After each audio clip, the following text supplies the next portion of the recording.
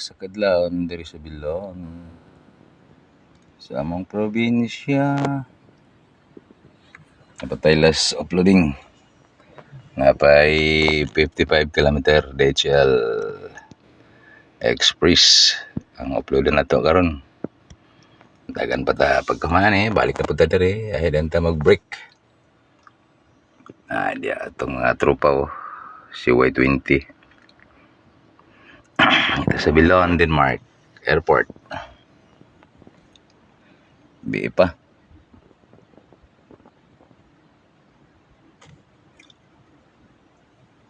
Oh my goodness.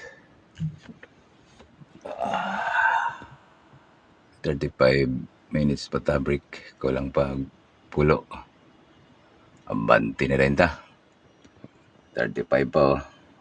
Okay. Bye-bye. Love you all.